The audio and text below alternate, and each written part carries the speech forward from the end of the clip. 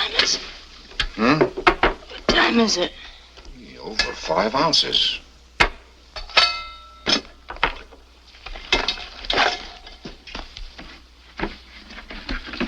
Oh, for heaven's sake.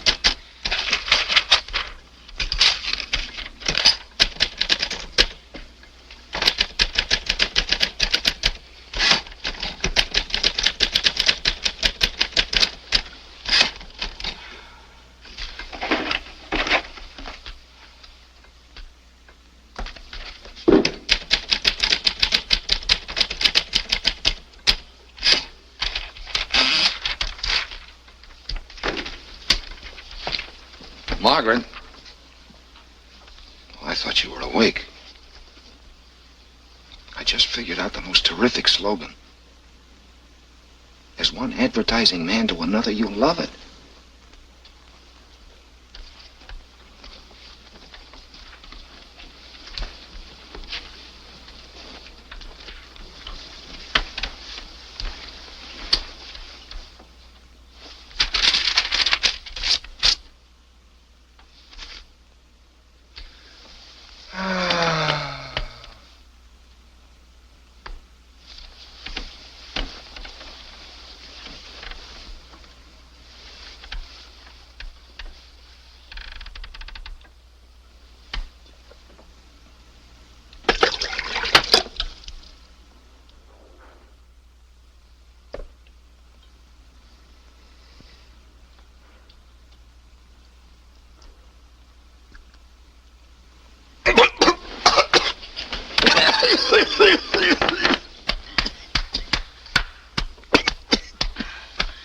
I'm sorry I woke you up.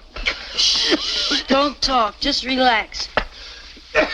Thanks. I'm all right now. You can go back to sleep. No, I know when I'm licked. Let's hear it. Hear what? The slogan. I knew you were faking. I'm sorry. Well, remember, I've been telling Egghead for a month he's got the wrong slant on the psychology of advertising hats. That's why we haven't landed the Tapple hat account. Clients can sense that sort of thing. Tapple, the hat that defies time. It's terrible, isn't it? Now, I'll tell you why. Your male hat buyer doesn't give a hoot how long a hat's going to last. That's why durability slogans won't sell hats. They're fine to advertise balloon tires or pyramids, but not straw hats. Hey, you're not listening. I am. If you'd rather sleep, okay. No, darling, I'm wide awake. Well, it came to me in my sleep. A Tapple hat is the lightest hat in the world, and I can prove it. I'm dying to hear it. Well, I thought of 3 slogans to prove it. The first is a light lid for worried heads. Don't you think it's bad psychology reminding people they're worried? Why don't you say it? Margaret, I love you very much.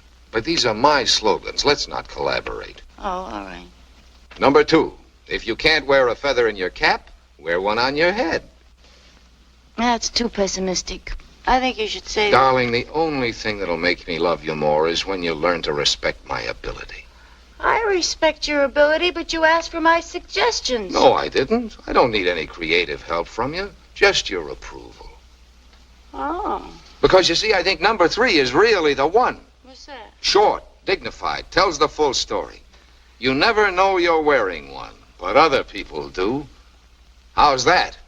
That's wonderful. You think so? Oh, darling, if that doesn't land the Tapple hat account, I'm a ring-tailed baboon, which I'm not, am I, honey? No. No, you know, the psychology is all right. You think the words... Oh, they're perfect. Great exploitation possibilities. Show Tapwell hats being weighed in every Tapwell show window. Will you have to share the bonus with the sales department? 5,000 smackers undiluted if Tapwell topples. That's my deal with Egghead. Hey, where are you going? Well, I've got to think. Oh, no, you've thought enough. Let's lie here and dream. How much is a round trip to Bermuda? 300? That leaves 4,700 for sunburn oil. You haven't changed your mind about Bermuda and our honeymoon, have you? Now, why do you think I've been tying my brains into knots? Bermuda or bust, that's my battle cry. Darling. I got to think. Yes, sir, we have. The Southern Girl sails for Bermuda this coming Friday. Yes, sir. Cabin for 2.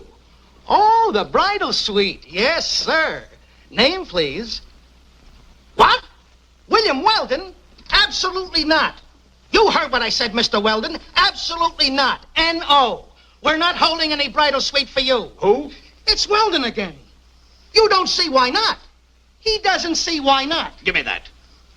Mr. Weldon, in the last year, 4 of our ships have sailed with empty bridal suites. At the last minute, you have canceled your reservations on the Southern Rose, the Southern Belle, the Southern Beau, and the Southern Dream. Now you say you want to sail on the Southern Girl. Well, nothing doing, Mr. Weldon. We've lost enough money on you. From now on, our reservations are strictly COD. Now, wait a minute, Admiral. Talk to him. Let me go.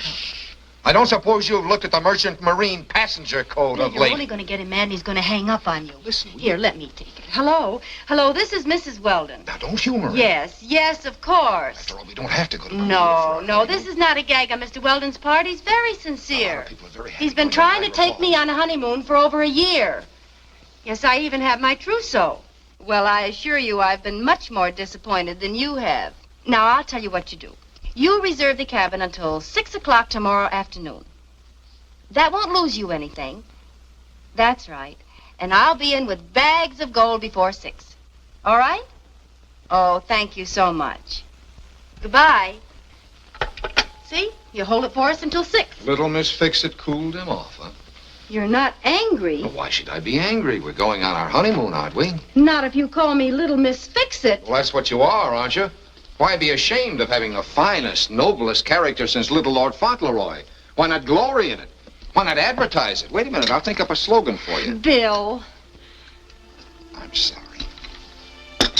I'm afraid it's too late for our honeymoon. The golden moment has passed. It'll never be too late for our honeymoon as long as one of us can hobble around without crutches.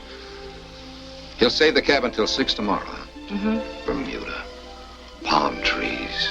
Guitars. The jungle. And you.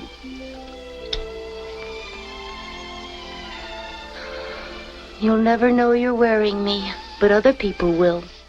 Oh, if Tapple only comes through. He will. Now, don't clean anything up. We'll have another party tonight to celebrate. Leave everything just as it is. Oh, sure.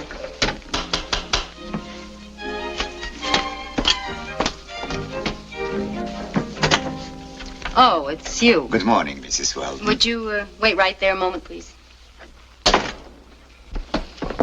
That man's here again. Who? The idiot. Emil? Mm-hmm. Well, he just happens to be one of the greatest scientists of our time. He's crazy. Well, if you'd only looked at the letter that Edison wrote and congratulating him on... Yeah! Weldon Stables, Busher speaking. You're cute. Why, yes, the little filly's right alongside me. Who is it? The idiot. Gwendolyn? Good Oh. guess. Goodbye. I'll phone you with a flash. Bye. Hello? Oh, darling, the most wonderful thing has happened. We're finally going on our honeymoon. Good morning. Good morning, Professor. Yeah, I'm in sort of a hurry. Here, that's all I can spare. It's not very much. Well, I'm sorry. You'll have to cut down on some of the experiments. That's impossible. Well, okay. Here's another 5. When can I speak to you? This afternoon, 5 o'clock in my office. I will bring you a full report. Fine. Well, so long, huh? I gotta catch the 812. Mr. Weldon. Good luck. You never know you're wearing one, but other people do. I don't like slogans. But Mr. Tapple, I have been in the advertising business for 20 years, Mr. Tapple. This is it. I know. it'll sell hats, Mr. Tapple. I know a little about selling hats myself. Granted. That's why you'll buy this slogan. It doesn't quite sell me. Mr. Tapple doesn't like slogans. Look, I'd like to demonstrate something. I'm afraid we've given you all the time we can spare today, eh, Slocum? Baseball season opens this afternoon.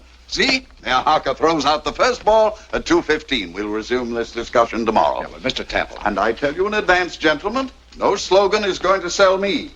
What we need is some big shot, some celebrity to endorse our hats. That's the only surefire drawing power. People are sheep. You have to lead them. But I'd like to show you this test. It'll only take a minute. What test is that, Mr. Weldon? The blindfold test. The first time it's ever been tried in hat history. Blindfold test for what? Pardon me, Mr. Slocum. You're the logical candidate. No chance of being prejudiced. That's right. Our slogan says, you never know you're wearing one, doesn't it? Well, now we're going to prove it. Let me in on this. No one can convince me that I can't tell when I've got my own hat on. Okay, we're off. Now, I place the hat on one of you. The one that feels it, speak up. I can feel it. Feel what? The hat. You're not wearing it. It's on Mr. Tapple. It is not. I never before heard of a slogan that was true. You don't know you're wearing one. The Tapple Magic Hat. That's what we'll call it. Let me try that. My head is unusually sensitive due to some of my hair having fallen out. I have difficulty finding a really comfortable hat. Go ahead. Oh, my word. I felt absolutely nothing. Nothing, Mr. Tapple. I didn't know the hat was that good. Now I feel we need the endorsement angle more than ever. Granted, but what's wrong with having both? Granted. And whom do you see endorsing your hat, Mr. Tapple? Oh, someone big, some great man, someone like Mayor Harker. Dandy Jim, the perfect endorser. Oh, I don't think Harker will do it. He's refused to endorse any product. He won't refuse this one. Leave it to me, boss. Why, I tell you, Weldon, you won't even get in to see him. I'll see him at the ballpark. Nonsense. All I want you to do, boss, is pull some wires and get me the box next to the mayor's. Can you swing it? Done and done. Miss Hunter, get me the Star Ticket Agency. Hello, get me Mrs. Weldon, please. Get the Star Ticket Agency. This is Mr. Tapple. It's very important. Get me my publicity department. Mr. Tapple, if I get Mayor Harker's endorsement, do we get the account? Absolutely. Dandy Jim wearing a Tapple hat? It's perfect. Okay, you get that box, boss, and the account's in the bag. I'll get it if I have to buy the Star stadium. Ticket Agency? Hello, Publicity honey. department? How do you like those Tapple. bombs? Oh, I please? know he's not there. He's Star Ticket here. Agency? Swell, huh? Get me Mr. Well, get into your best sarong and meet me at the stadium, by the box office under the L. No, not yet. I'm going to close the deal at the ballpark. Your Honor, let's look at the human angle. Look what a Brown Derby did for Al Smith. Made a lovable figure of him from coast to coast. Well, this straw hat will do the same for you. You're acting like a melon. All I want you to do is put it on and let the newsreels photograph you. Hey, Doc. And just one quote, you don't know you're wearing one. Why, you're the best dressed mayor this city ever had. Will you take your hat and scram? Your 5 minutes are up, Mr. Weldon. But it's a simple human thing to love a hat. Everybody loves a hat. Everybody wants to be close. Look, if I just had 5 more minutes. Young man, I'm here to enjoy a ball game, not endorse an idiotic hat. Goodbye, sir. I told you there wasn't a chance. He didn't even have an argument either. Just bull-headed, that's all. So enough to turn you into an anarchist.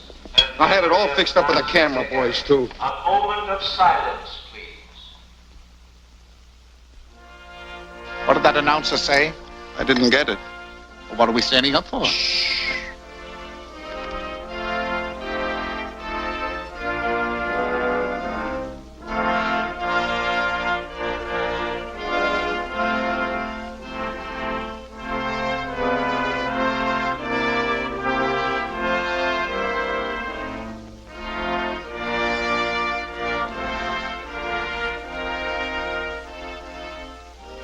Take it off, Mayor. Take what off? Your hat I've got it off. doesn't look right. Shut up, will you? Hey, you down there. Take your hat off. Mr. Mayor, look this way. They're yelling at you, Mayor. What for? Your hat. Take off that hat. You're mad. Take off that lid. Where'd this come from? What's the idea of wearing your hat during the ceremony? I didn't know I was wearing one. Thank you, Mayor. That's all my husband wanted you to say. Thank you. Mayor booed for wearing hat during ceremony. The mayor says, direct quote, I didn't know I had it on, unquote. Now remember, Mr. Tapple, this is just a rough layout of the way the ad will look. It's great. It's wonderful. I like it. Margaret, you have done something that is going down in the annals of advertising. Something that will be an inspiration to every advertising man when things look darkest. Oh, please, J.B., there's no occasion for oratory. Modest as always. Mrs. Weldon ran my business for me for 3 years, Mr. Tapple. Never took any credit. Insisted on posing as my secretary. Well, this afternoon I was only carrying out my husband's carefully laid plans. Wasn't I, dear? You snatched the battle right out of the fire, and I'm sure Bill is a big enough man to admit it. Gentlemen, when my wife goes into action, she makes the U.S. Marines look like a still life. That's fine. That's the way I like to hear a husband talk. Bill, it was your idea, your slogan. But you rode to the rescue, Margaret. That's right. Most thrilling thing I ever saw a woman do. And here is the check for the bonus. Oh, thanks, J.B. Oh, Bill, it's for $5,000. Well, that's nice of you, J.B. Thanks. I never parted with $5,000 more happily. Oh, Bill, we're going. Yes, dear, we are. See you in the morning, boss, and I'll fix up these layouts before we leave. I'd like to have the little woman in on this, Crookshank. Mr. Tapple, when you buy Crookshank service, you get Mrs. Weldon thrown in automatically. She is our inspiration department. She works behind the scenes. Oh, Bill, come on. Own up. Who figured out that slogan? Well, I don't like to take any credit away from my little genius here, but it came to me in my sleep. I'll bet she whispered it in your ear. Oh, that's silly. Bill made it all up, everything. He's the best advertising man in the business, J.B., and you know it. I'm afraid you can't win that argument today, darling. Goodbye. Goodbye, gentlemen. Thanks for the bonus, J.B. You earned it, Margaret. I'm so excited I can hardly talk. Let's enjoy it in silence. Bill, you're not angry. What about? The way it turned out? It turned out very well, I thought. Well, I mean the way they talk, that asinine egghead. Honestly, he just made me sick to my stomach. Make it 2 stomachs. And you're not sore at me, Bill? You're not married to an ungrateful cat, Margaret. I yield to no man in my admiration of you. Of course, you might have let me dig up another pudding-headed celebrity, but that would have been wasting time, 2 hours at least. No, yours was the better way, darling. And all I can say is that you were superb. You are sore. Only full of awe, darling. There's nothing like being married to a brilliant woman. Bill, don't save it up till we get on the boat. Save what up? The hollering. Our honeymoon's going to be very quiet and efficient. And don't worry about anything going wrong. If it does, you'll straighten it out. It's like being married to the U.S. Marines. Bill, do you love me? A complex, that's what it is. A U.S. Marines complex. You keep thinking I'm not quite able to handle my own affairs? Well, what about that time in Springfield? Go on, answer that. You'd still be in jail if I hadn't said I was rushing to the hospital to have a baby. I thought it was very bright of me thinking of that pillow. Oh, darling, I'm sorry if I've done wrong. I apologize. I admit I lost my head. I'm an idiot. You could put all my brains in a thimble and have enough room to cook an egg in it. But I love you. Kiss me.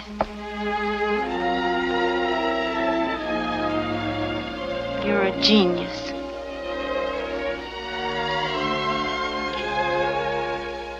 Shall I pick up the boat tickets now? You wait a minute. I'll go with you. All right. Good afternoon, Mrs. Weldon. Hello there, Professor. How are you, Emil? What's the good word? Mr. Weldon, an emergency has arisen. Uh-oh, sounds expensive. I'm on the verge of a great discovery, but I need more equipment. I must have $148.50.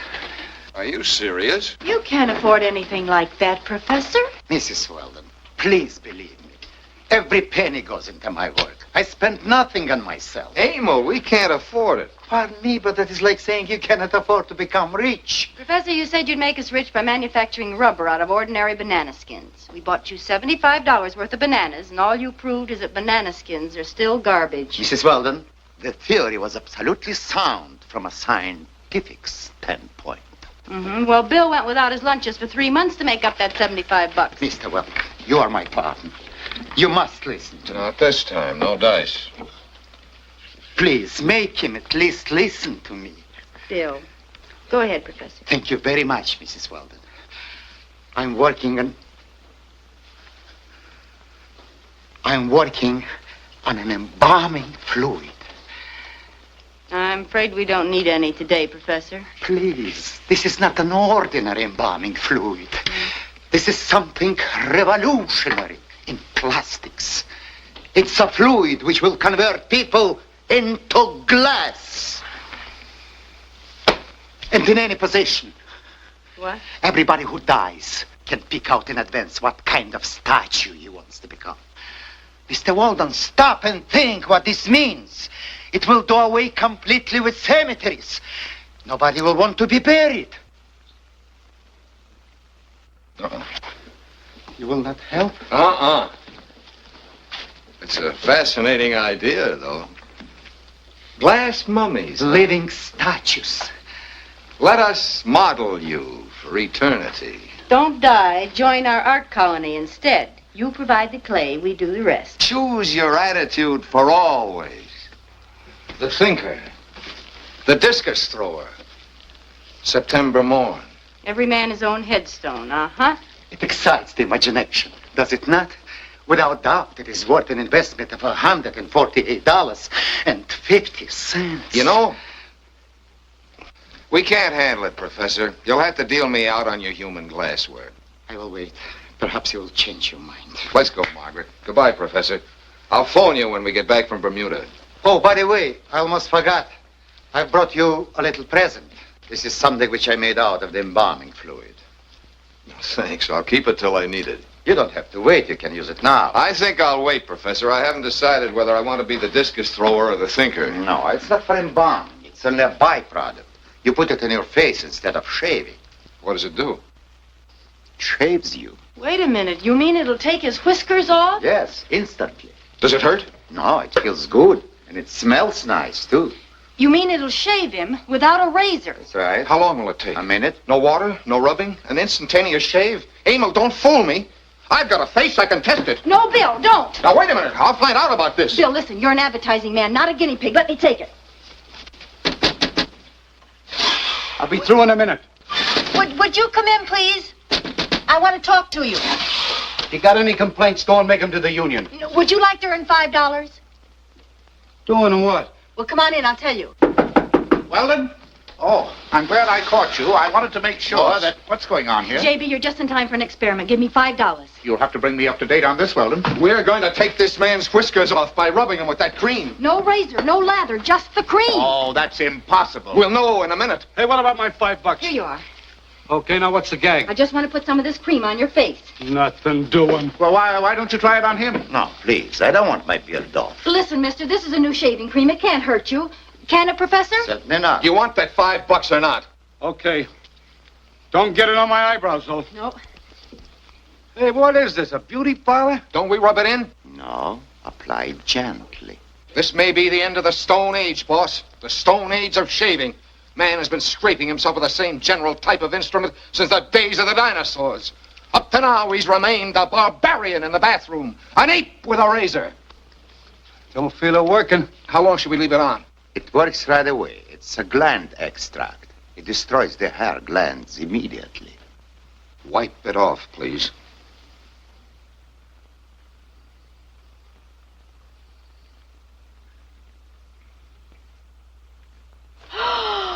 The miracle of the century. Look at that face.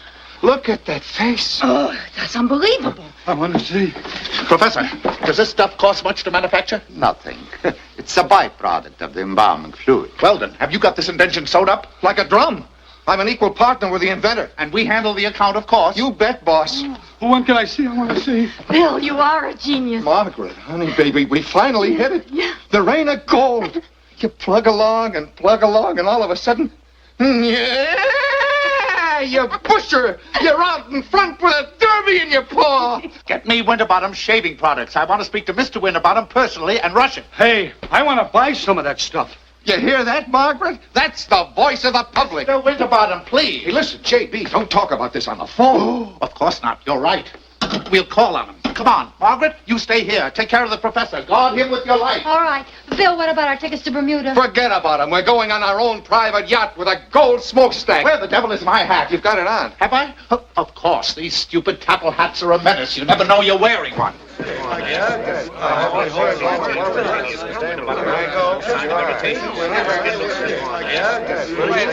Gentlemen, the experiments you've witnessed just now may be called the death of the razor. The end of the Stone Age of shaving. It's my unequivocal opinion that this little jar I hold in my hand is the greatest boon to mankind since the discovery of radium. And I'm talking from my heart. I don't think mere words can convey the importance of this moment, Mr. Winterbottom. Right. Exactly. I am, as you all know, a man of hair-trigger action. Mr. Weldon, have you signed those contracts? Yes, sir. Here they are. Fine. All right. Mr. Brady? Yes, sir. Notify our razor plant to shut down at once. At once, Mr. Starrett. Yes, sir. Close down our shaving cream factory and make arrangements to dispose of all our stock on hand. Right, sir. Give it away if you have to. Yes, sir. Mr. Beitler, Yes, I sir. want you to arrange for a 1-hour radio program nightly beginning at once. Okay, Chief. Mr. Cruikshank? Yes, sir. I'm prepared to put $5 million into the largest, most intensive advertising campaign ever launched in this station. I'll have all the decks cleared for you, sir, by tomorrow morning. Too late. I'm in action, I tell you. I want a press conference in the ballroom tonight. And I want the biggest celebrities in the world present, unshaven. Oh, dear. Mr. Smith. Yes, sir. Get Governor Fox on the phone. Okay, sir. Governor Fox? He's starting a new election campaign tomorrow. He'll be glad to act as guest of honor. It's 6 o'clock, Mr. Cruikshank.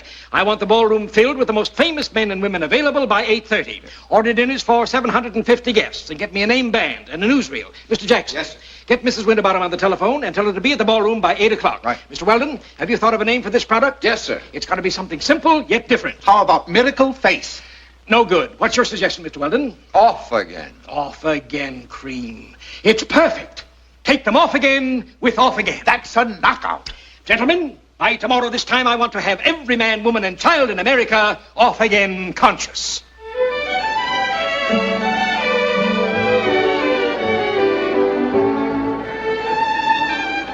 Some service, APW. Look, every unshaven celebrity in town is here tonight, including one of Hollywood's most famous motion picture stars. Unshaven. When are we going to try this stuff, Peter? I don't like to appear in public unshaven. Well, we're all in the same boat, Governor Fox. Ceremony will take place in a few moments, Governor. And Mr. Winterbottom, don't forget my family of acrobats. I have them here. 2 generations, all with the same tufts of hair on the left cheek. A sort of a mole condition, I think. Excellent work, Cruikshank. Say, that's great. That's an angle we overlooked. Mole beautifier. Very kind of you to favor us, Mr. Parks, Larry Parks. As a matter of fact, my beard's pretty heavy. Shaving's quite a problem. I'm looking forward to your invention. Your troubles in that respect, sir, are over. Very kind of you, Commissioner, to request your policeman not to shave. No trouble at all, Mr. Winterbottom. The men are anxious to try the cream. I assure you they'll not be disappointed.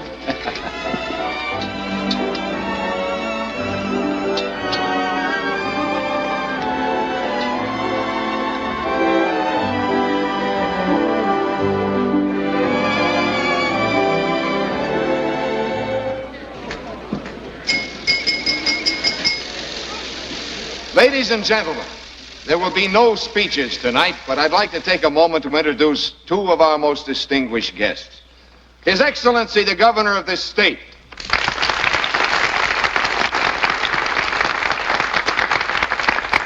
And from Hollywood, that famous motion picture star, Mr. Larry Parks.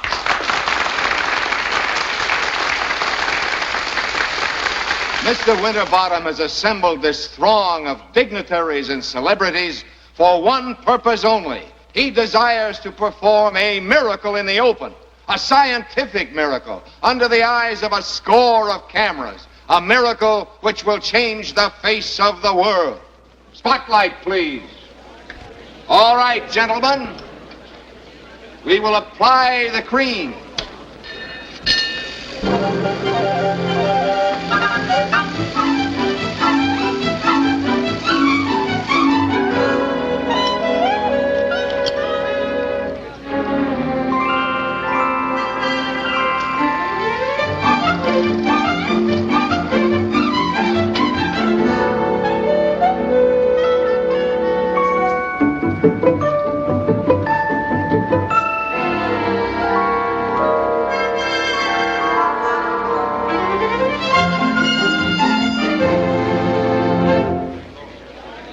Towels have been provided. You'll find them at your places.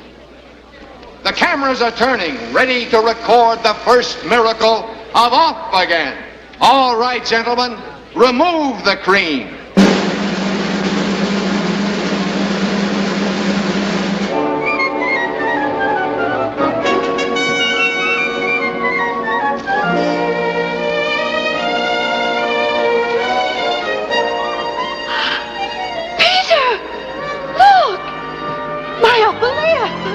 Beautiful, darling. Beautiful. Hey, come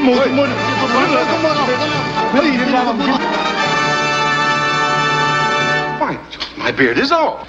And here, ladies and gentlemen, is the real hero of this occasion, Professor Emil Glinka, the new Edison.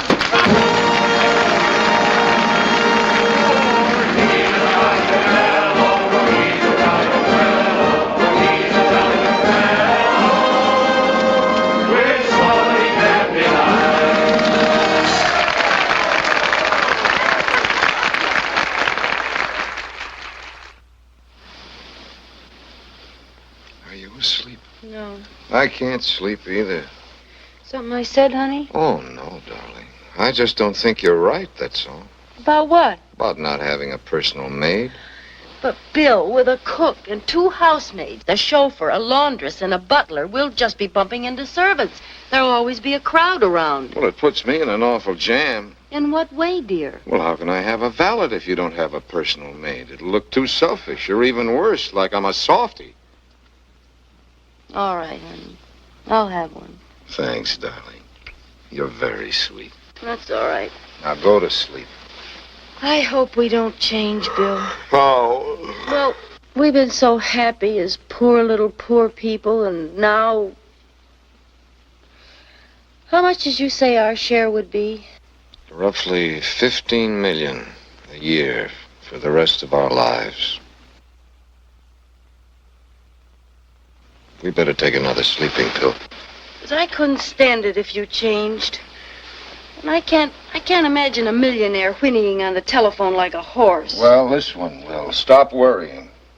Honey, do we really need 3 automobiles and a special room for my furs? That's silly. All right, but you can't leave sables and minks lying around the hall like those ice skates. No, I suppose not. I'm not going to be any use to you at all. I can see that. Please, Margaret, you're just trying to pick a fight. No, I'm not. But you needed me when we were poor little nobodies. I meant something to you, and I helped, too, even if you did holler. But now we're going to be lost in a forest of butlers. Oh, Bill, I'm scared. Oh, don't talk crazy. Mrs. Winterbottom told me that they were happier when they had 1 room and a Murphy bed. Now they have separate bedrooms. Awful. Now go to sleep. I can't. I just love this room. And now we're going to have 20 bedrooms and I won't even be able to find you. That's no fun. Darling. We'll only have 1 bedroom. You promise? I promise. All right. Then I'll know you haven't changed. It's Hortense, Mrs. Winterbottom. Good morning, Mrs. Winterbottom. Shall I draw the curtains? Yes, please, Hortense. I think I'll have breakfast on a tray. Yes, Mrs. Winterbottom. Where's my little Toto? Toto, come right here and say good morning to Mama. Toto, come right away. Stop barking at Mama. You hurt Mama very much. Toto?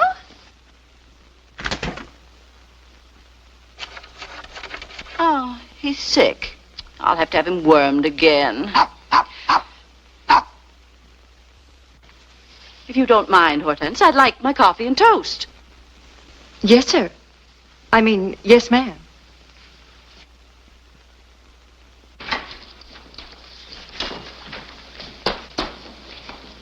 Good morning, madam. Did you ring? Yes, Harold. Have you the paper and the morning mail? Yes, madam. Thank you. Oh, Harold, this is for Mr. Winterbottom. You mustn't get us mixed up. No, madam. Oh, before I forget it, I want you to have him wormed. Who, madam? Toto, of course. Yes, madam. Anything else, madam? Yeah, tell my poor little Toto I want to see him right away. Yes, madam.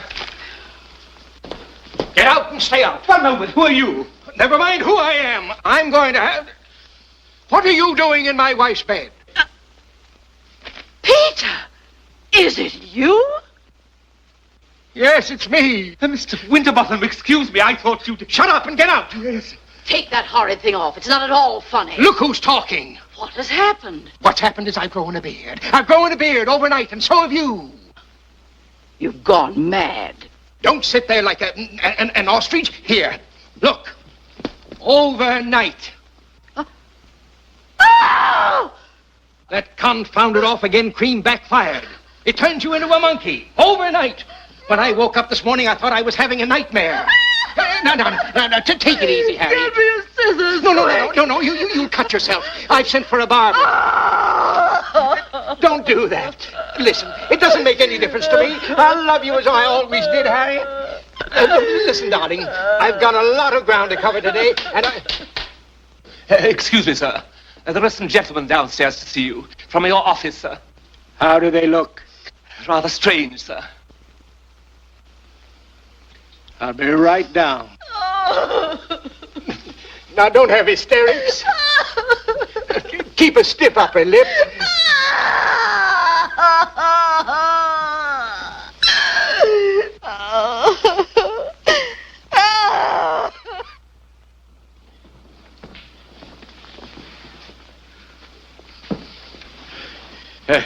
Good morning, gentlemen. Good morning. Morning, Chief. A little early for you, gentlemen, isn't it? Have you all had breakfast? Personally, I'm not hungry. I'm afraid, P.W., we're in a little hot water today. Where's that jackass Crookshank? He's on his way over, Chief. We've got to act, and act quickly, gentlemen. I want the press contacted at once. Tell them frankly we want no publicity. We've withdrawn the product. I've already had them on the phone, P.W., and I'm afraid they won't cooperate. They're giving us a double-page spread with photographs. What? And they're calling it Grandpa Cream. That's got to be stopped. Get our legal department on the phone. Immediately, sir. Good morning, gentlemen. What seems to be the trouble? I got an SOS that... Oh, P.W., I know ya. A little early for a masquerade, isn't it? Never mind the bluffing, Crookshank. Where's your beard? My beard? I didn't bring one. I didn't know you were having a party. Had I known, I could have had one to here. Shut up, you baby-faced swindler, and listen to me. I've spent 30 years building up the name of Winterbottom, and you've torn it down in a single night. How? How? Look. Ah! Get Weldon. Get the professor. I'm going to put you in jail, all of you. I'm going to run you out of the advertising business. To see you, sir. Winterbottom, where are you? Winterbottom, I'm going to give you exactly 5 minutes to explain this. 5 minutes. But, Governor, we're having a board of directors meeting. 5 minutes, I said. Good heavens, man, we're all in the same boat. Look at me. I cut these off at 5 o'clock this morning, and they've grown back since 5 a.m., and they're still growing. P.W., I am governor of this state, and I want action on these whiskers. Mr. Laddie Parks. Listen, you double-crossing crook. Get this stuff off of my face within 24 hours, or I'll take that cream of yours and give you a bath in it. Please, Mr. Parks. Our medical department expects to find an antidote at any moment. They'd better. Some kids saw me on the way over here, and you know what they're calling me already? The broom! Peter, the house is overrun with monsters. Oh, which one of you's Peter? What is this, sir? What's going on here? What is this, an invasion? Send for the police, yes! Listen, Winterbottom, you fiend. Now there's no occasion to lose our heads like children. No harm's been done. Harm's been done. Look what you've done to the police force. You irresponsible scoundrel. Well, I don't think that's so bad. Gentlemen, I'm going to do everything in my power to remedy this most unfortunate situation and to avenge it. I promise you this man Crookshank will be in jail by tonight. Tonight, you rascal. Yes, and that accomplice of yours, too. That fellow Weldon.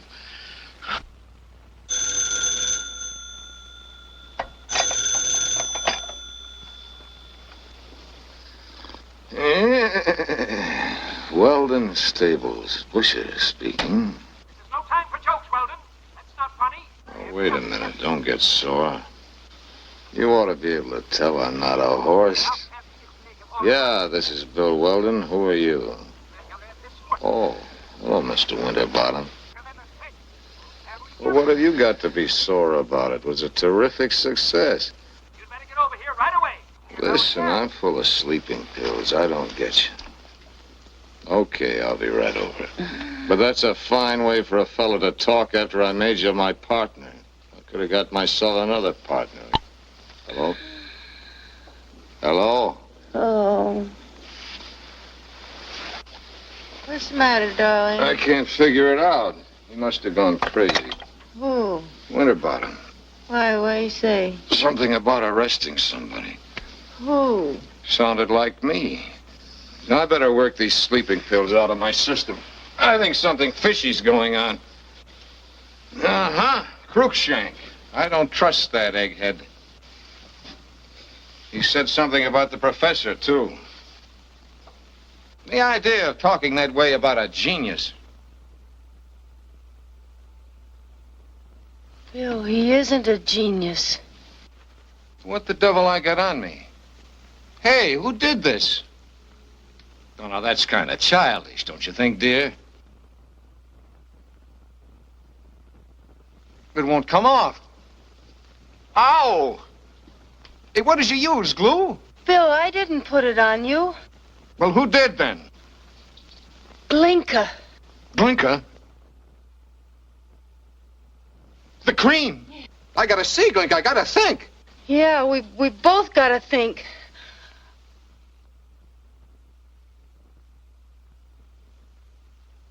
How long will it take, Doctor? A few hours, no more. At present, your pituitary glands are busy growing hair. They were overstimulated by the salve. I'm injecting thyroid chloridide. It'll quiet the pituitary glands. It won't grow anything else? No, not that I can foresee. May make you a little dizzy, a little sick at your stomach. But by this afternoon, you'll be able to shave and stay shaved. Well, Governor, you're next. You'll be rid of that crop in time for dinner. I'm giving you till 5 o'clock to clear this matter up, P.W. That's all. The legal department desires your signature, P.W. What are these? Releases. 130 of them. $500 each for most and all medical expenses. It'll total $100,000 in all, but I think we're getting off cheap, P.W., everything considered. This whole thing's very depressing. That's $200,000, Cruikshank, that's coming out of that hide of yours. Oh, now. Shut up, unless you have a confession to make. Any news of Weldon? Not yet, sir, but the police are hot on his trail. Governor, Weldon's the real culprit. This man Cruikshank's just a tool in his hand. Weldon's our man, and when we find him, I'm going to use every resource of the Winterbottom Enterprises to have him jailed for life. Excuse me. There's a Mrs. Weldon who insists on seeing you, Mr. Winterbottom. I don't want her. I want her husband. Let her come in, P.W. You may get his whereabouts out of her. Yes. Bring the woman in. I'll sweat her myself. Thank you. Good morning. Good morning. I want to ask you a few questions. Yes. First, where's your husband hiding? Oh, he's not hiding. He's celebrating. Celebrating? What the devil are you babbling about? He's ruined my business. He's made an ass of me in the press. He's disfigured my wife. And now you tell me he's celebrating. Well, I think you'll overlook all that in a moment. Madam, you're presumptuous. Well, I wanted Bill to tell you all this himself, but I don't think I'd better wait any longer. Mr. Winterbottom, I have a new and better name for off again. Off again. Off again. Don't talk about that stuff. Madam, kindly wait outside. No.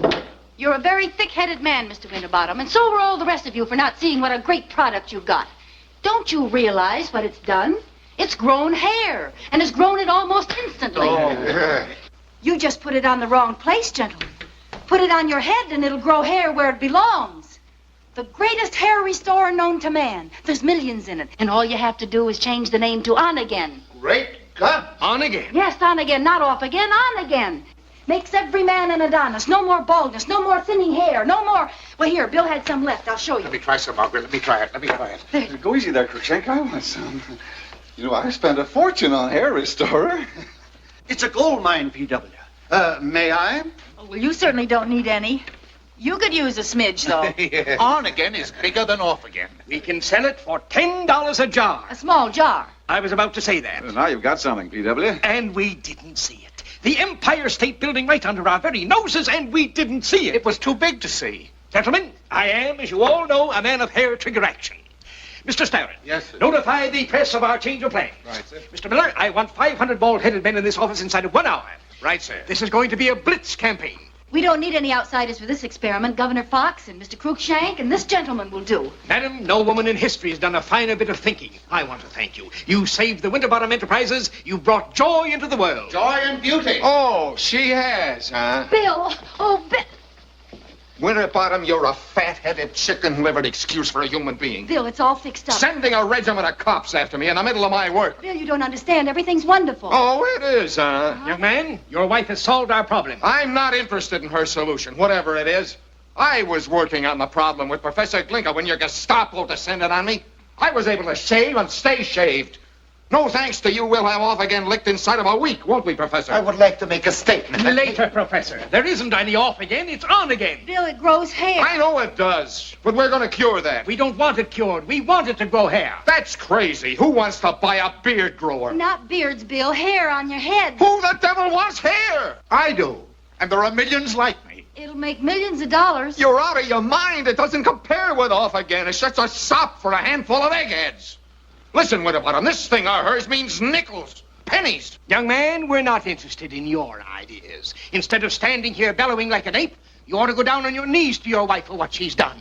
How about some lunch, gentlemen? We'll have it in the commissary. We can discuss our plans there. Do you care to join us, Mrs. Weldon? No, I'll join you later with my husband. Your husband, madam, had better go home and learn how to knit or crochet, anything that'll keep him out of mischief. You can release these men, officers. I won't press charges. Thanks to your wife, Weldon, and nobody else. Come on, boys. You're making a big mistake, Weldon, not getting on the bandwagon. Things looked pretty black until Margaret here rode to our rescue. Oh, please leave us alone, J.B. Don't worry, Crookshank. She can handle him with one arm tied behind her back. Mr. Weldon. Professor, would you step outside a moment, please? I'd like to speak to my husband alone. Go ahead, Emil. Wait for me outside. I am worried about the new use of my byproduct, Mr. Weldon. I think we should tell the gentleman that it's basically an embalming fluid which I have dreamed of all my life. Its true function, once I have perfected it, is to preserve people after death by converting the human flesh into eternal glass. But in its present state, it seems the byproduct is really unpredictable. It may do one thing, it may do another. It's only going to do one thing, Professor. When we're through with it, it's going to remove hair from the human face, not grow it. I'll see you in a few minutes. This time, my dear, you're not getting away with it. Don't call me my dear. Oh, Bill. Listen, Miss Fix-It. From all I've heard, I gather it's the Marines again. Well, you're taking that great, big, wonderful brain of yours home, my dear, and keeping it there. Of all the idiotic Budinsky tricks you've ever pulled on me, this one's the worst. This one's unforgivable, do you hear? I say it's unforgivable. All right. You made a monkey out of me in front of those dimwits. I can understand about that. You can't help it. It's second nature with you. But you've done something a little bigger this time. You spiked the biggest project that ever hit this country with your daffy idea. And they bought it. They're going to grab a handful of dimes instead of letting me go ahead and perfect something that may be worth millions. And you're proud of yourself, too. You're a very ungrateful and silly man, Bill Weldon. Prancing in like a prima donna and pulling the rug from under me. I put up with it ever since we were married. Well, I'm through putting up with it, understand? From now on, you're staying home washing dishes with a muzzle on. You're talking like a spoiled child. Spoiled, am I? A wrecking crew, that's what you are. That's what you've always been. They arrested you. You'd have been in jail by I'd this rather time. be in jail than with a butterfingered octopus tripping me up every move I make. Now you listen to me, Bill Weldon. You're burning up because you made a fool of yourself and went off half-cocked like some idiotic kindergarten wizard. That's all that's the matter with you. You're too small to take advice or help or criticism. You're an ego without any guts. And you're going to face it here and now and stop yammering like some... So long, Wonder Woman. Where are you going? Professor Glinka and I are going back to our kindergarten. Bill.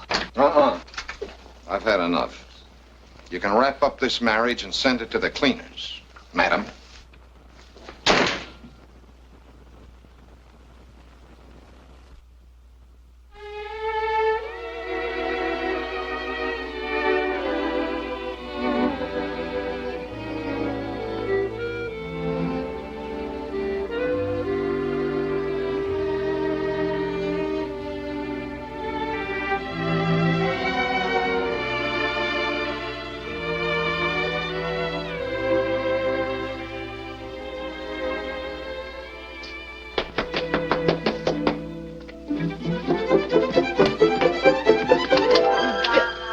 I thought it was... Come in, J.B., come in.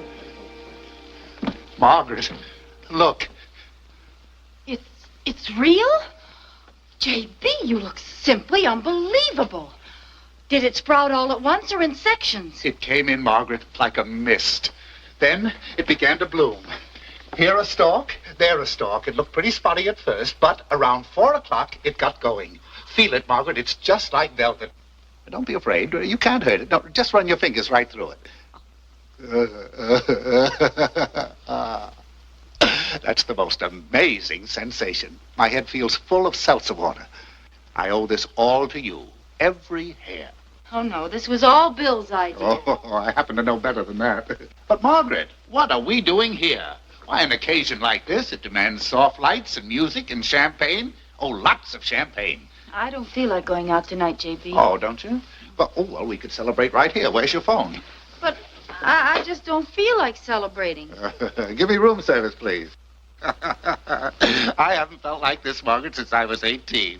Your hair has gone to your head, J.B. Oh, Margaret, run your fingers through it once again, will you, please? Please. Margaret, I've left word for the boys to telephone me here as soon as their hair comes in. I can hardly wait to hear their reaction. Oh, stop stewing about that marriage of yours, Margaret. Here, drink up. What is marriage, anyway? A toboggan with splinters. Right. And this is the stuff that removes the splinters from the injured area. That's the boys. I'll bet you they're so excited they can't see. You answer. You answer it, Margaret. They'll be delighted to Hello? thank you personally. Oh, hello, Mr. Winterbottom. Yes, this is Margaret Hang Weldon. up, Margaret. He'll talk forever. What's that? The Never governor. Had anybody talk as much as that man talks. Yes, sir. So little, you know. Yes, sir, right away. Laughed in What's his the face address? one time. I nearly lost the account. We'll be there in 5 minutes. Who was that? Mr. Winterbottom with his trousers in flames. He wants us at the governor's house at once. What for? Can't he celebrate without us? I don't know. Something's wrong. He sounded quite hysterical. Winterbottom? Yes, the governor's calling out the militia or something. Oh, it's a parade. J.B., you're not fooling me, are you? This is real, isn't it? Ah! Good. Well, come on. We'll find out what's wrong.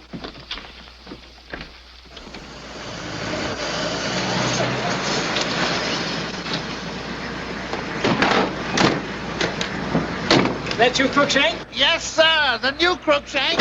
Hurry up. We may be too late. For what? I don't know. The governor was hysterical. Didn't make sense. Frankly, I'm prepared for the worst. I'm Mr. Winterbottom. Yes, sir. I believe you're expected, sir. Mrs. Weldon.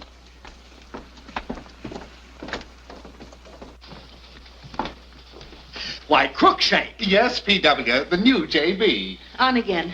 I'll inform His Excellency you arrived, sir. Thank heaven he's alive. By the way, sir, 2 of your associates have already arrived. Will you wait here, please? Who are you? I'm Beitler, P.W. I'm Starrett. Holy suffering Moses, I'm ruined. Are you in any pain, gentlemen? No, P.W., I just feel a little dazed. We didn't count on anything like this. It was a terrible shock, P.W. For a time, I thought I was going blind. I was better off with my toupee. How did it happen? Blinker. What? The professor, he warned us that the cream was unpredictable, that it might do anything. Didn't the governor say anything definite? He wasn't even coherent. He just raved, and then he started crying. Shh. You may come in now. What is it, Doctor? On again? I'm afraid so. Is he in any danger? No, not at all. Not even hurt. Just hysterical. I've given him an opiate to keep him quiet.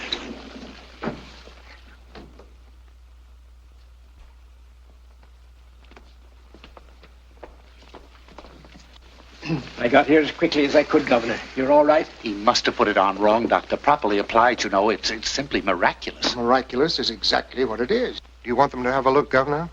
Turn on the light, please, nurse. In 35 years of medical practice, I've never seen anything exactly like this. It looks like glass. That's just what it is. Well, show 'em, Doctor, show 'em.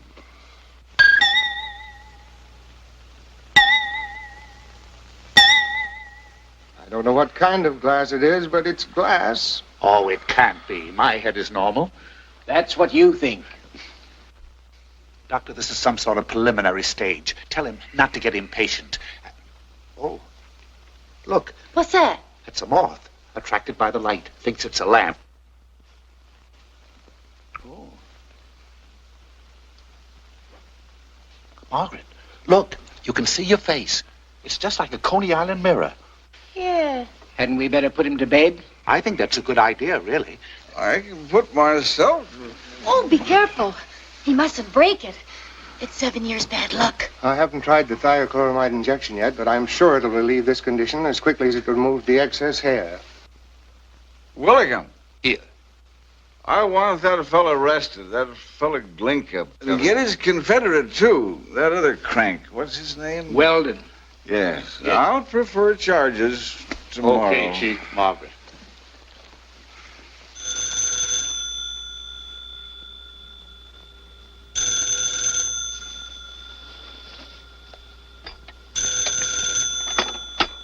Hello? Oh, hello. What? But I tell you, he has a glass head. You don't say. A glass head. See right through him, huh? That's bad for a politician. Nobody's laughing, my dear. A glass-headed governor's a very serious matter. Of course, you could always hang him up as a chandelier. What? Have Glinka arrested? Glinka and me? Well, what's he sore at us for? It was your idea. Well, what difference does it make whose idea it was? And instead of shouting at me like a crazy man, you might thank me for warning you. Oh, come, you're slipping, baby. I'll just tell you what to do. You try to figure out how to catch Glinka and me. Then you'll be sitting pretty in a twinkling. You might even wind up with the governor's head for a paperweight. All right, Bill Weldon. You've shown yourself for what you are. A cheap man with a little soul. This is the end. He's very angry. And I hung up.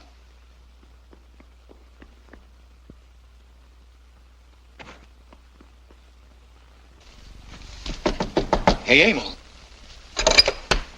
Are you in there, Professor? It's me.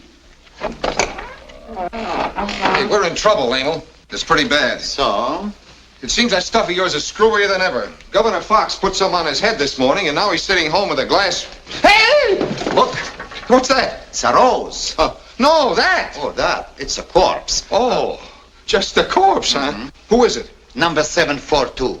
I bought him this afternoon from a friend. You're quite a shopper. Does it seem extravagant?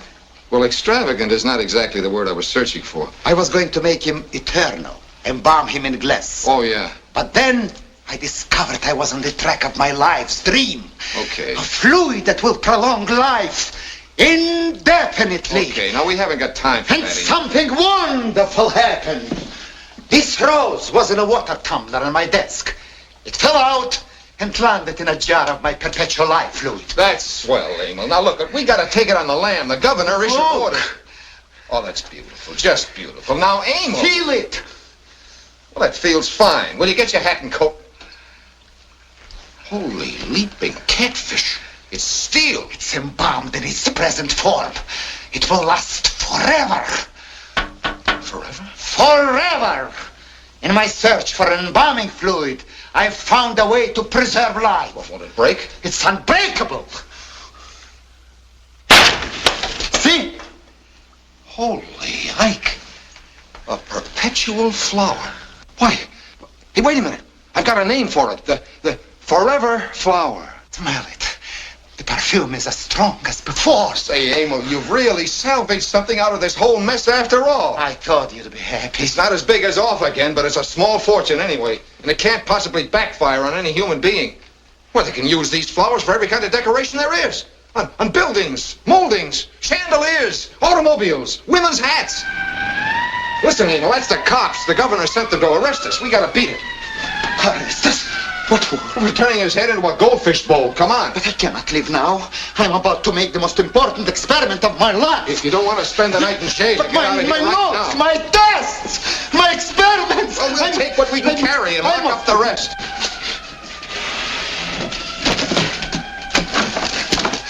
Every hand is raised against me since I was a baby in Prague and Budapest. They'll kill me. I'll kill you myself if you don't snap out of it. Come on. What's going on down there?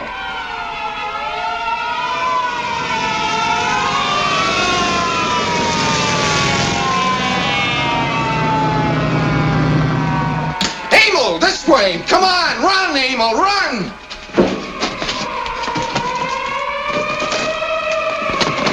Oh, no, you don't. Let go. What's Hold your him, Gus. idea? I got him.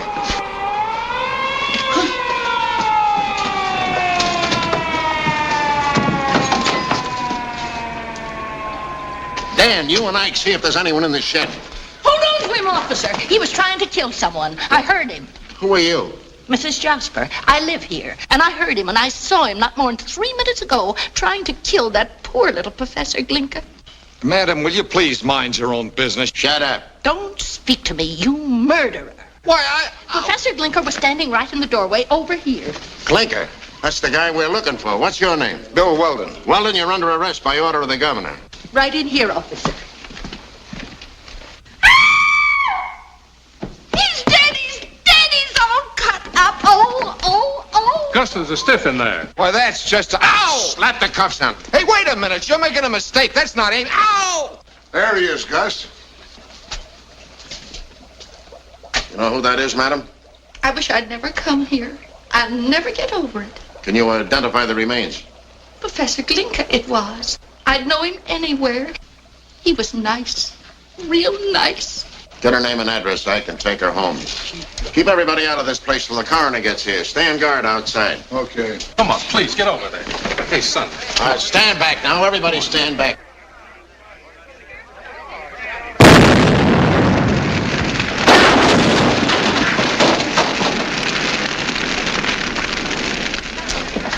Phone the fire department. All right, keep those people back. Well, it's a fine trick, young fella, but it's not gonna work. Huh? You set that fire to conceal the body of your victim. That's what you done. How could I? I was standing right here. You worked it with a slow fuse, but you ain't gonna get away with it. Now, come on, get moving. Come on, make way here.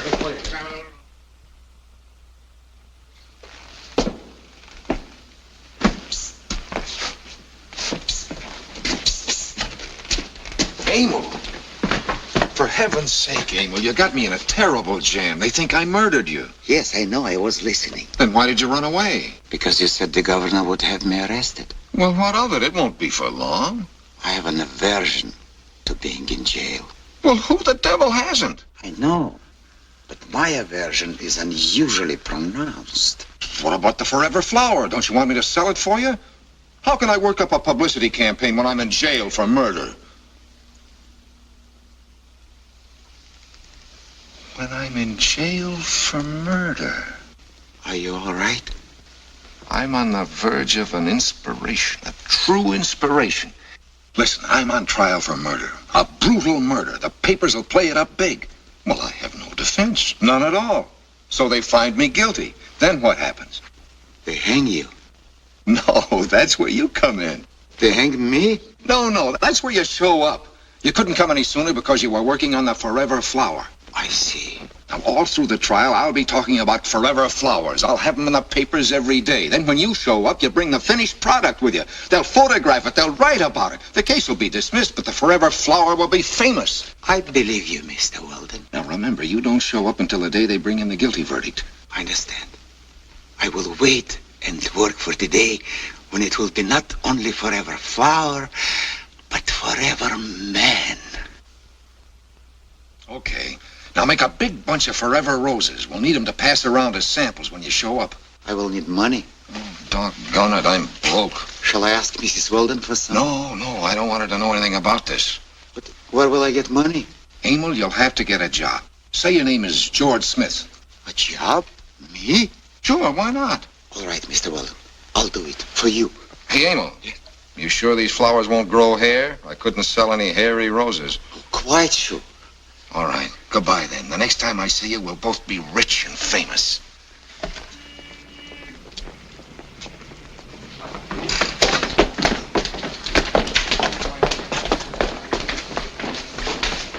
Smith!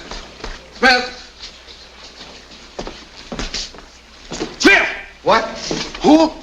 Oh, yes, sir. I'll be with you in a minute. What are you doing down there? When that mixture has thoroughly precipitated, I shall have discovered the secret of eternal life. Stop that. You're being paid to demonstrate chem kits, not to putter around with your private nonsense. This is the last warning. Now get busy. Witness, boys and girls, the marvels of chemistry.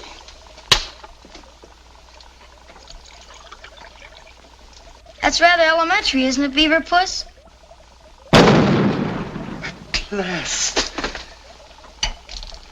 At last. Hey, show us how to make a bomb. An atom bomb. Ladies and gentlemen, you are privileged through no merit of your own. to witness the greatest discovery since the invention of the wheel. The contents of this glass will enable a man to live forever for science.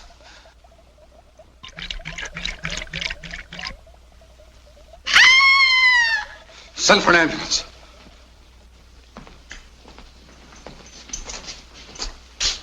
Sorry I couldn't get here any sooner, Bill. That's quite all right. I'm surprised you came at all. Matter of fact, I thought you'd be on your way to Reno. Bill, you're in trouble. Terrible trouble. That always did attract you. You never change, do you? Bill, let's not waste time talking like this. Tell me what happened. No. But I've got to have something to work on. Facts to build up your side of the case. I've hired a lawyer and a private detective, and all we know is what we read in the papers. Hasn't it occurred to you that I might not want your help? Oh, Bill, don't torture me. What, is it really torture to mind your own business? Mind my own... Bill, they're calling you a murderer. I know you're not. You couldn't be, but... Oh, Bill, I love you so much. I just can't sit by it when you're in danger. That's just it, Margaret. You've got to learn to sit by. I never did any harm. I only helped you. You see, honey, there isn't a husband alive who can stand living with a wife who's right all the time. Not even when she is right? No. It's bad enough if she's a backseat driver, but when she leans over and grabs the wheel right out of your hands, that's more than any man can take. Well, what if the driver's about to hit a truck? Either you take your chances of hitting the truck or you don't ride with a guy. All right, Bill. I'll ride. And from now on, you can do all the driving. I'd like to believe you, Margaret, but I don't think you can. I will, I promise. You won't lift a finger to help me? Not a finger, I swear it. Not a finger. All right, honey. And if you begin to get worried, just remember you've got a very smart husband. I know, dear. And that this is a case that's got wheels within wheels within wheels. Mm-hmm. We shall prove that William Weldon stabbed Emil Glinka to death and then cremated his body in an attempt to conceal the crime. Yes, I ordered the arrest of Weldon and Glinka because, to my personal knowledge, they were guilty of conspiring and nefarious and criminal practices. I believe Weldon capable of anything. I found William Weldon running from the scene of the crime. He tried to escape. I heard that Weldon man say, "I'll kill you," and then run back into the tool shed. Later on, the policeman brung me into the shed, and there was poor Professor Glinka, sticking out of a barrel, dead and all cut up. It was so horrible, I could hardly look.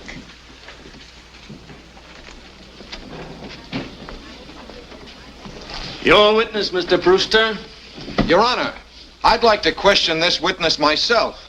Why, you have counsel? I plead special indulgence, Your Honor. Bill, sit down. You're not a lawyer. Since it's my life that's at stake, I don't think my request is unreasonable.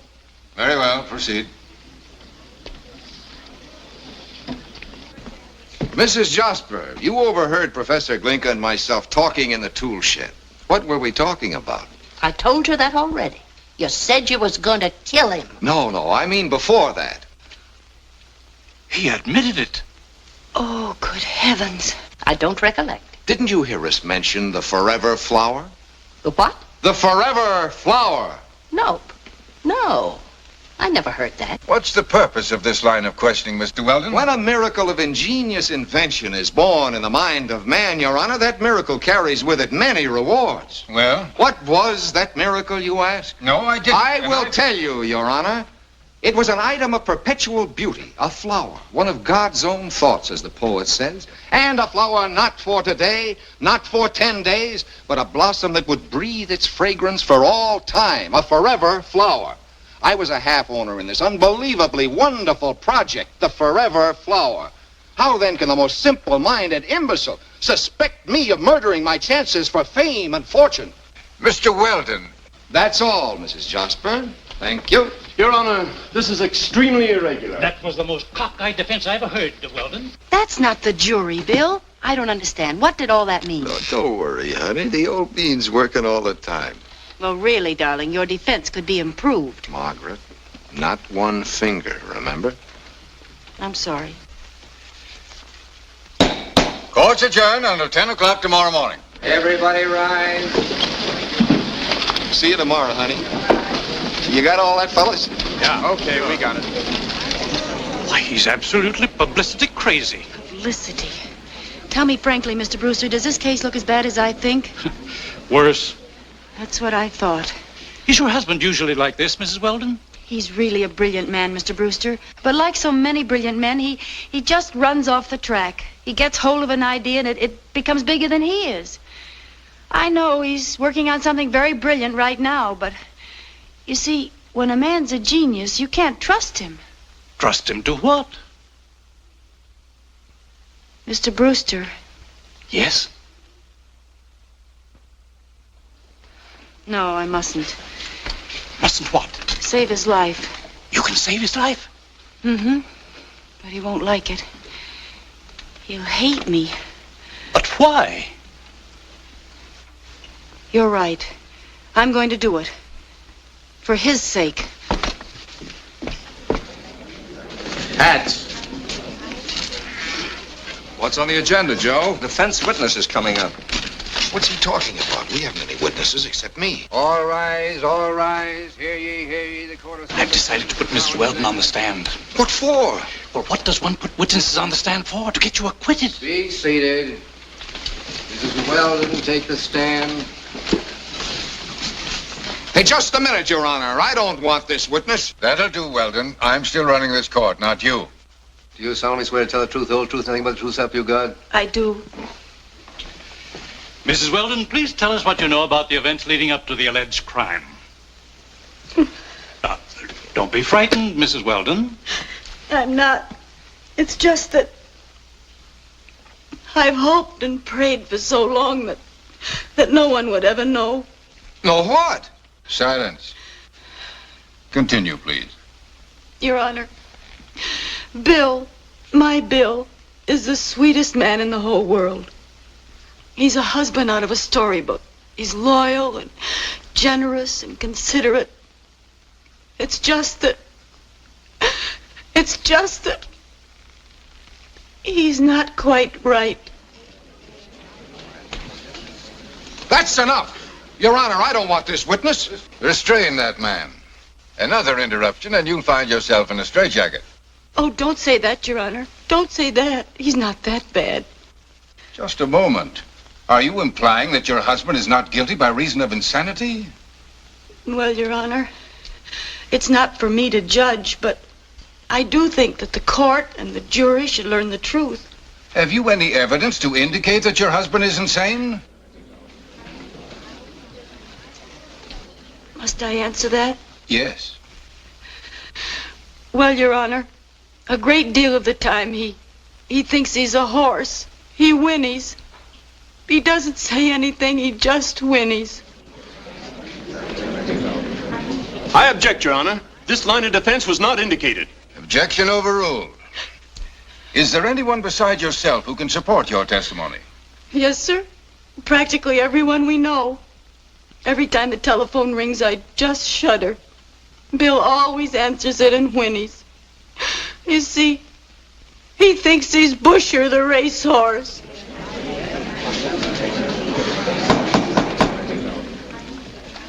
Proceed, please. Well, Your Honor, one of Bill's best clients is Mr. Winterbottom. That's Mr. Winterbottom sitting over there. And that's Mrs. Winterbottom sitting next to him. My Bill got hold of some trick cream and they grew a mustache on her.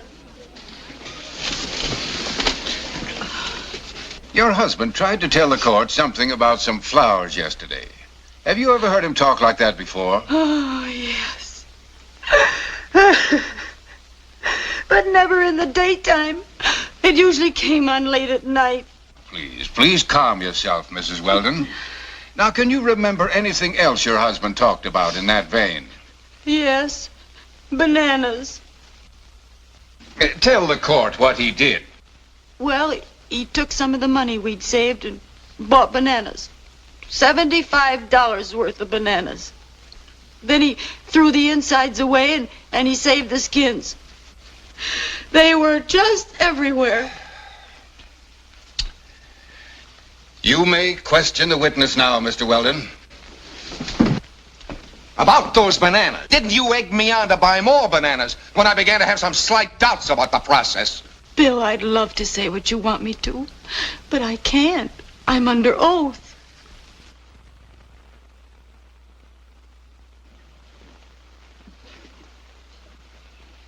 Okay. So I'm a banana fancier, and I think I'm a horse. Those are your statements under oath. Yes, dear. You used to think my conduct was amusing and whimsical. Now you say it was insane. Don't you think your new viewpoint may be due to the fact that I no longer love you? I think you do love me, Bill. I think in your sane moments you've always loved me. All right, Mrs. Weldon, I'll leave you with that delusion. But let's get back to the point. Now, about that whinnying. Yes, dear? You know very well that was meant as a joke. You used to think it was funny, didn't you? Well, I don't think anyone else ever thought it was funny. Everybody thought so. I appeal to your honor. Wouldn't you think it was funny if you picked up the phone and heard, "Yeah, Weldon Stables, Busher speaking"?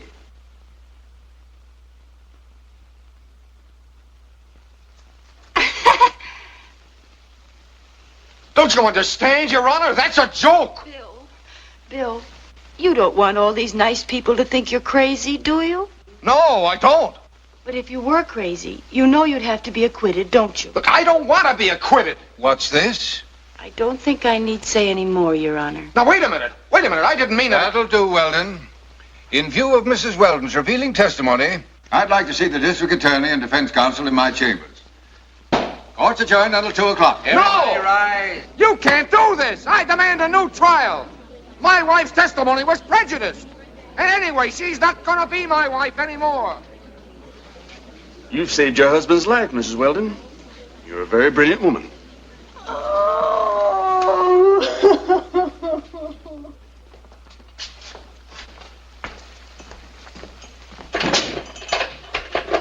Oh, it's you. He said it was Brewster. That's what I asked him to say. Oh, Bill, I had to say... Save it, Commander. I've got nothing to say to you. Hey, open up here. Bill, please. You brought your Marines in for a landing just once too often, Miss Fix-It. All right, hate me. I don't care what you think. You broke your word of honor. Bill, what does my word of honor matter when your life is at stake? That's what it matters, right there. $1 million worth of publicity shot in the pants. What's that? That, my dear Miss Weisenheimer, is a forever flower. Oh, Bill, for heaven's sake, don't be silly. Silly? Why, you bubble-headed dunce. Bill. Trying to make a lunatic out of me, a certified lunatic. Bill, you didn't have a chance until I testified. So now I can go and spend half my life in the insane asylum? Well, it's better than being electrocuted. Oh, Bill, it won't be for long. I'll wait for you. We're both young. I'll come and call on you. I'll bring you soup. Shut up, will you? You and your know-it-all tricks, you've ruined me. Now, Bill. And you think you're so noble. That's the worst part of it, that phony, wifely nobility of yours. Bill, please, people outside will hear you. Let them hear. It's time somebody besides me knows what a brainless Bodinsky you are and always have been. Shut up. You've got to prove you're right. That's all love and marriage ever meant to you. A chance to win arguments. You're worse than a praying mantis. What's that? A bug that devours her mate while he's kissing her. That's you. Stop throwing things, you praying mantis. I don't have to put up with your tantrums here. I'm in jail, not at home.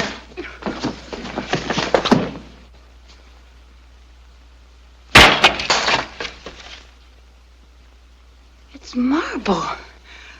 Petrified. Glinka. Bill, Glinka's alive, isn't he? Tell me, is Glinka alive? Bill. What's going on in here? E.G. Hey, what did you do to him, lady? Nothing, he fainted. Where's Schumacher's Toy Mart? 4th and Jackson. Thanks. Hey, are you sure he's all right? Yeah, he's fine. He does that all the time. And so I suggest that the question of Weldon's sanity can only be determined by competent medical authority. And I request that the court be recessed until such time as it is possible... Quiet in the court, quiet. Your Honor, I found him. You're in contempt of court. Be quiet. Your witness will be called in due course. He's not a witness. He's the corpse, Emil Glinka. Silence in the courtroom. No talking. I object, Your Honor. This is a trick of some kind. We'll soon find out. What's your name? Emil Glinka. Quiet. Is there anybody in this court who can identify this man? Yes, Your Honor. That'll do. But why didn't you come forward when the trial began? Where were you? In the hospital, unable to move. An accident resulting from a slight miscalculation. This case is dismissed. Everybody rise. What is the truth about the What have you been hiding? So this is the way you let me do the driving. I couldn't help it. Why didn't you tell me? I wanted to find out something. Well, I found out all right. You're incurable. No, I'm not. I'm cured. Bill, I loved you so much. I just had to come running every time you got in trouble. That's what was wrong with me. I loved you too much. Well, you cured me of that, too. Hey, wait a minute, Margaret. That's not fair. What about this forever flower, Weldon? Forget it. Can you give me any more dope on it? Sure. Here's one right here. Here it is, the forever flower. The artist's answer to the atomic bomb. Indestructible beauty. Nations will come and nations will go. But this little bloom, treated with our new process, will remain forever to gladden the eye with its unchanging loveliness. The forever flower. It shouldn't do that. There must be some mistake.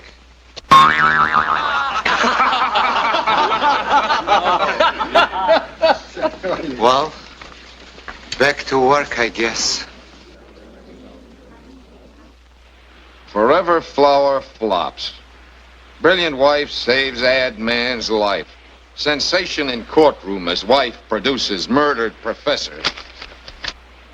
Darling, promise me you'll never again ride to the rescue. Oh, Bill, what If you see me facing a firing squad or tied to the tracks of an oncoming train, even if I'm sitting in the electric chair, promise me you'll smile and wait for a miracle. Well, suppose you were Suppose nothing, no matter what. Promise me. Well, Bill, I just couldn't let you... You've got to let me. Oh, Margaret, promise, and I'll love you forever. All right, Bill. I promise.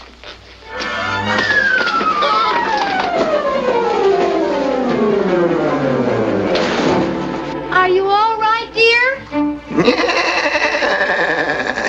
Bill, do you